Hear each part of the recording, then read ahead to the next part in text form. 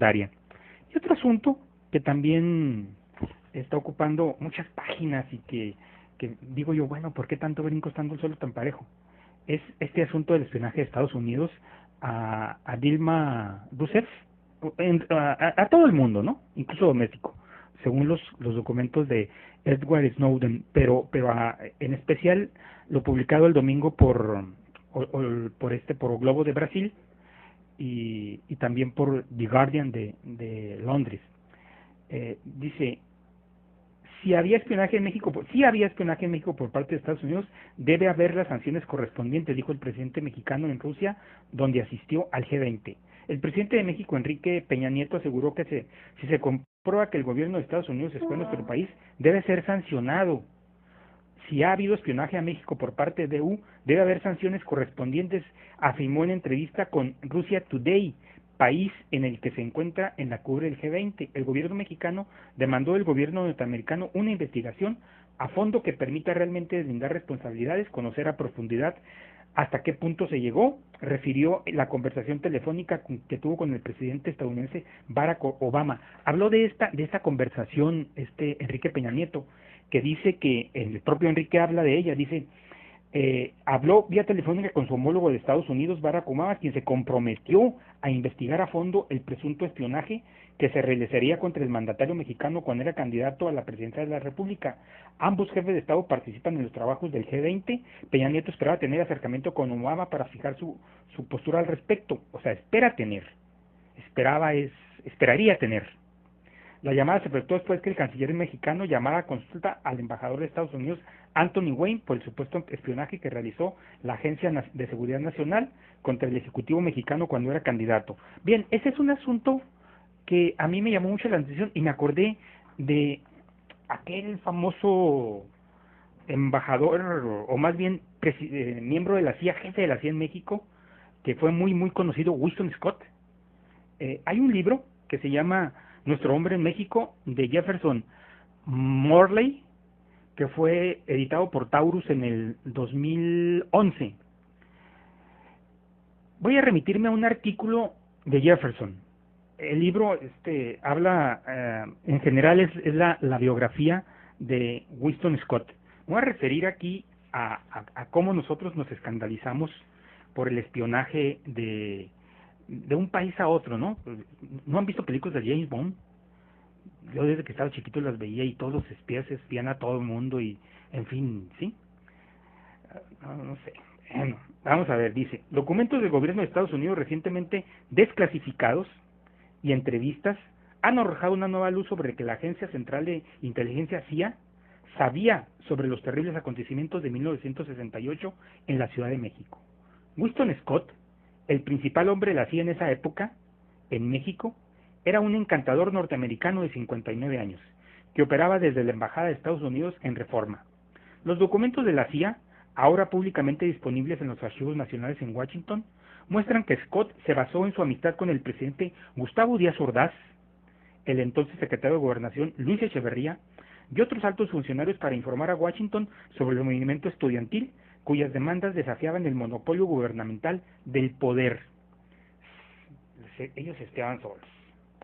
Los documentos dados a conocer aquí por primera vez muestran que entre 1956 y 1969, Scott reclutó en los niveles más altos del gobierno mexicano a un total de 12 agentes.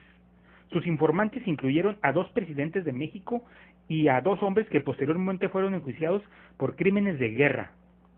El hombre codificado de la CIA para la red de espías de Scott era Litempo. La letra Li representaba el código de la Agencia para las Operaciones en México. Tempo, el término dado por Scott a un programa que, en una palabra de la historia concreta de la agencia, era productiva y efectiva relación entre la CIA y un selecto grupo de altos funcionarios mexicanos. Iniciada en 1960, Litempo sirvió como un canal extraoficial para el intercambio de información política selecta y sensible que cada gobierno deseaba obtener el uno del otro, pero no a través de intercambios de protocolo público. En los archivos de la CIA, los agentes de Scott eran identificados con números específicos. Litempo 1, por ejemplo, era un hombre llamado Emilio Bolaños, sobrino de Gustavo Díaz Ordaz, secretario de Gobernación y presidente en los años 60. Él fue presidente de 64 a 70, como recordaremos. Díaz Ordaz era Litempo II. Como su predecesor en Los Pinos, Adolfo López Mateos, eran amigos personales de Scott. Asistieron a la boda de su tercera esposa en diciembre de 1962, con López Mateos fungiendo como padrino o testigo principal en la ceremonia. En los registros no se revela cuánto pagaba Scott a sus informantes de Litempo, pero por lo menos un alto oficial de la CIA pensaba que era excesivo. En una revisión del programa de Litempo de 1964, el jefe de Scott en Washington criticaba que se les paga demasiado a los agentes y sus actividades no son debidamente reportadas. Uno de sus colegas de Scott dijo que los agentes de Litempo eran poco productivos y caros. O sea que Díaz Ordaz y Echeverría eran muy caros y poco productivos como espías de Estados Unidos en México. Bueno, Scott ignoraba estos reclamos. Frecuentemente se encontraba con sus agentes a los que llamaban litempos y reportaba a Washington sobre sus contactos. En octubre del 63 le dio a Litempo I, es decir, a Bolaños, un regalo personal de 1000 piezas de munición automática de Colt .223 para ser entregadas a Díaz Ordaz. En su reporte mensual al cuartel general de la CIA, comentó a sus superiores que en el 1964, cuando Litempo II, es decir, Díaz Ordaz, se convirtió en candidato presidencial, se podría requerir cambios al programa de Litempo. Scott también cultivó una relación con Fernando Gutiérrez Barrios, quien era conocido como Litempo IV, en la Dirección Federal de Seguridad. Scott conoció a El Pollo, así le decían a Gutiérrez Barrios, por lo menos desde 1960. Gutiérrez Barrios asistió a Scott en los días de pánico posteriores al asesinato del presidente John F. Kennedy, en noviembre del 63, al interrogar a mexicanos que habían tenido contacto con el acusado como asesino, con el acusado como asesino Lee Harvey Oswald. O sea, aquí en México, los que tuvieron contacto con Oswald fueron investigados, fueron entrevistados por el propio Gutiérrez Barrios para Scott. Otro de los agentes de Scott, según los registros de la CIA, era Luis Echeverría, subsecretario de Gobernación a principios de los años 60 y quien es identificado como Litempo VIII. Echeverría empezó a manejar solicitudes especiales del gobierno norteamericano para dar visas a viajeros cubanos que buscaban escapar de la revolución socialista de Fidel Castro. Cuando Echeverría ascendió en la jerarquía mexicana, también lo hizo en la importancia que le daba a su amigo norteamericano. Se convirtió en un invitado ocasional a las cenas que Scott daba en su casa de Lomas de Chapultepec. En 1966, un subordinado no identificado de Gutiérrez Barrios, conocido como Litempo XII, comenzó a tener reuniones diarias con George Monroe, uno de los oficiales de confianza de Scott, para traspasar copias de reportes provenientes de sus agentes de la Dirección Federal de Electricidad sobre subversivos.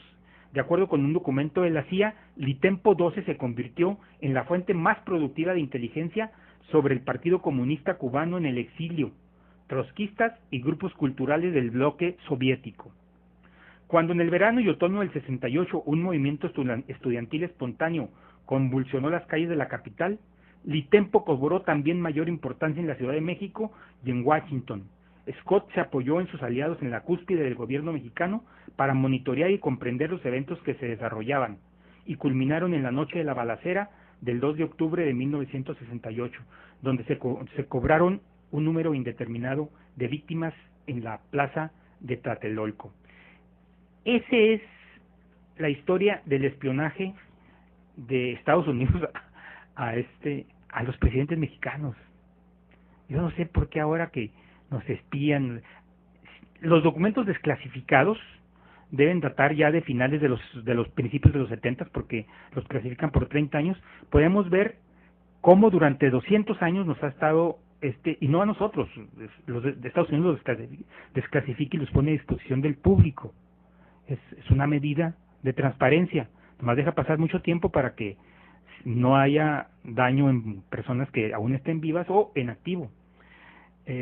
Scott murió de un ataque al corazón en la casa de las Lomas de Chapultepec en el 71, tenía 72 años.